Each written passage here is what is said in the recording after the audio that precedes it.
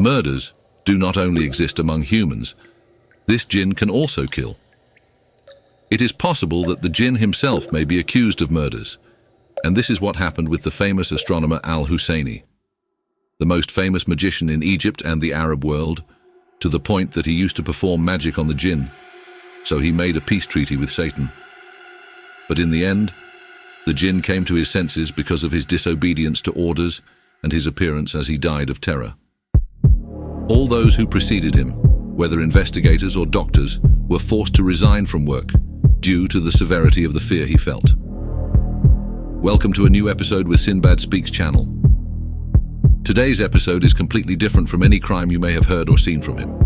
It is true that we all know that magic exists in one form or another. But until this time, there are people who believe that this magic is just myths, to the extent that they hear the story of the astronomer Al-Hussein and the jinn who killed him in the most horrific way.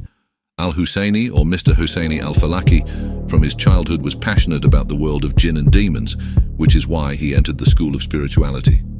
The school was founded by the most famous magician of the 20th century, and this is known, of course, Abdel Fattah al-Tuki, and this was known for his strength and control in magic.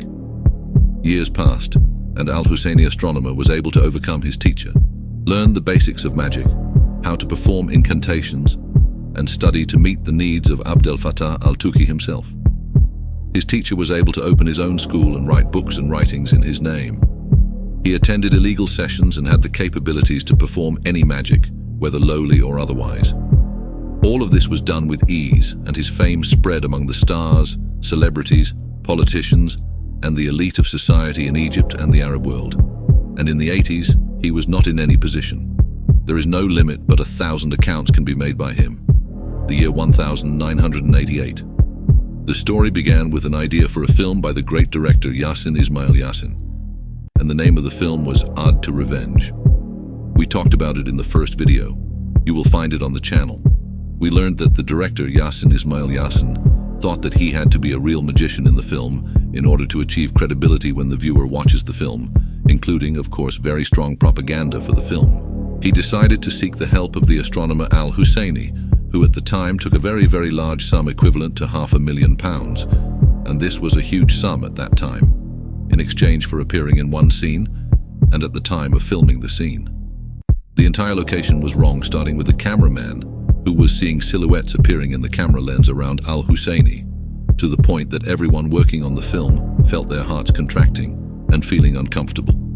Indeed, in the film, Al-Husseini began saying his own hieroglyphs.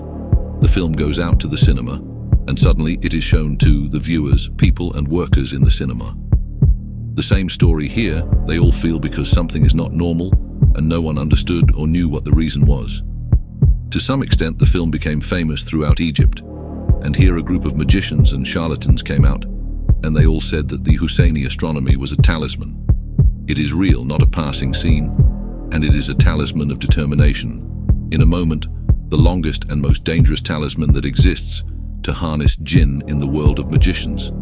And it is phrases in a language that only jinn and magicians understand, and there are few who can say them in the correct way, and Al-Husseini was one of them, because it has a specific way of pronouncing it, and also at a specific speed and after a not long period.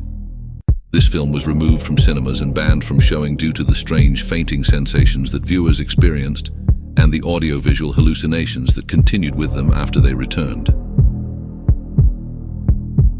Unknown cause of fires broke out in more than one of the cinemas that were shown. Al-Husseini was the only magician who was able to work with the book Shams al-Ma'arif, which is a very terrible satanic book. We can make a separate episode about it later. But then suddenly and without warning, he died horribly. The story began when Rasha, his wife, went and called the police and told him that the Husseini Ark had died, and the police sent a force to find out what the story was. The head of investigations at the time, who was responsible for the investigation into his death, wrote terrifying words in his report. He said, "I saw Al-Husseini lying on the ground, with his eyes bulging to the other and his mouth open." They found in Al-Husseini's office many tissues with menstrual blood on them, and another tissue with sperm, and very large amounts of milk inside it, to the point that it opened a milk factory.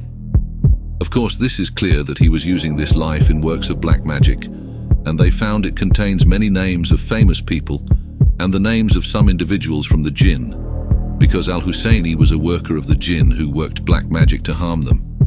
I mean, he did not only work on humans, but also even the Jinn.